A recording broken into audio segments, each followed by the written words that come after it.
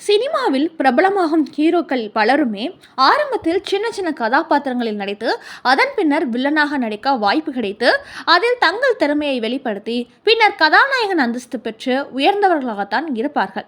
இதற்கு நமக்கு நன்கு தெரிந்த உதாரணம் என்றாலே அது சூப்பர் ஸ்டார் ரஜினிகாந்த், நடிகர் சத்யராஜ், சரத்குமார் ஆகியோரை சொல்லலாம். அதே சமயம் ஆரம்ப காலத்திலிருந்தே ஹீரோவாகவே நடிக்க ஆரம்பித்த நடிகர்களுக்கு ஒரு கட்டத்தில் நாமும் வில்லனாக நடித்தால் என்ன என்கின்ற ஆசையும் தலை தூக்கியது. பிரியமுடன் படத்தில் விஜய், வாலி படத்தில் அஜித் எல்லாம் அப்படி நடித்தவர்கள்தான். ஆனால் எம்ஜிஆர், சிவாஜி காலகட்டங்களில் அவர்கள் வில்லனாக நடித்திருக்கிறார்களா என்கின்ற சந்தேகம் பலருக்கு உண்டு. அவர்களது படங்கள் அனைத்தையும் விடாமல் கவனித்து பார்த்து வந்த ரசிகர்களுக்கு அந்த உண்மை தெரியலாம், மற்றவர்களுக்கு தெரிய வாய்ப்பில்லை.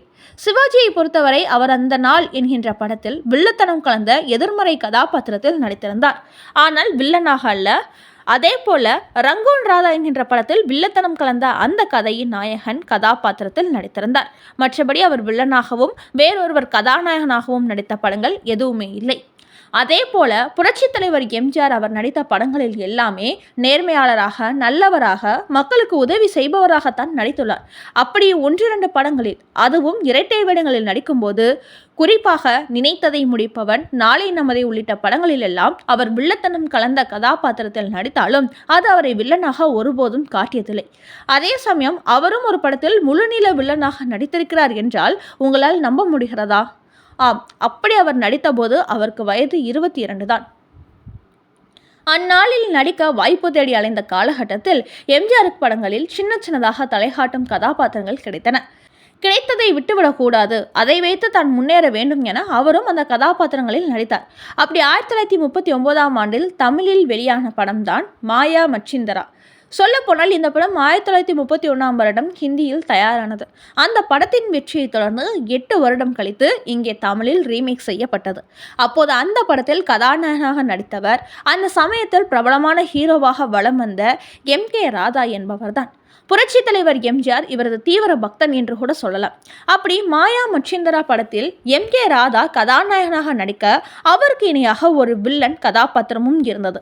அந்த வில்லன் கதாபாத்திரத்தில் நடராஜ பிள்ளை என்பவர் நடிப்பதாக இருந்தார். அந்த நடராஜ பிள்ளையின் தம்பியாக ஒரு துணை வில்லனாக எம்ஜிஆர் நடிக்க ஒப்பந்தம் செய்யப்பட்டிருந்தார்.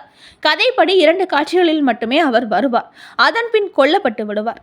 இந்த படப்பிடிப்பு மும்பையில் நடைபெற்று வந்தது. அந்த சமயத்தில் நடராஜ பிள்ளை உடல் நல குறைவு காரணமாக படப்பிடிப்பில் கலந்து கொள்ள தாமதமானது. இருந்தாலும் அவர் வந்து விடுவார் என நினைத்து வேறு காட்சிகளை படமாக்கி வந்தார்கள். திடீரென்று ஒரு நாள் அவர் இறந்து விட்டார் என தகவல் வந்தது. இதனால் அதிர்ச்சியான படக்குழுவினர் அந்த சமயத்தில் தாமதமின்றி படப்பிடிப்பை தொடர வேண்டும் என்பதால் திடீரென முடிவெடுத்து அவரது தம்பியாக நடிக்க இருந்த எம்ஜிஆரை அவரது கதாபாத்திரத்தில் நடிக்க வைத்தனர். அப்படித்தான் எம்ஜிஆர் அந்த படத்தில் சூரியகேது என்கின்ற கதாபாத்திரத்தில் முழுநீள வில்லனாக நடித்தார். அவரது நடிப்பும் பாராட்டுகளை பெற்றது.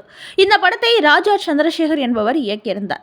இந்த மாயா மச்சிந்தரா என்ற டைட்டிலை வைத்துதான் ஷங்கர் கமல் கூட்டணியில் வெளியான இந்தியன் படத்தில் கவி பேரரசு வைரமுத்து மாயா மச்சிந்தரா என்கின்ற ஒரு பாடலையே எழுதியிருந்தார் என்பது குறிப்பிடத்தக்கது.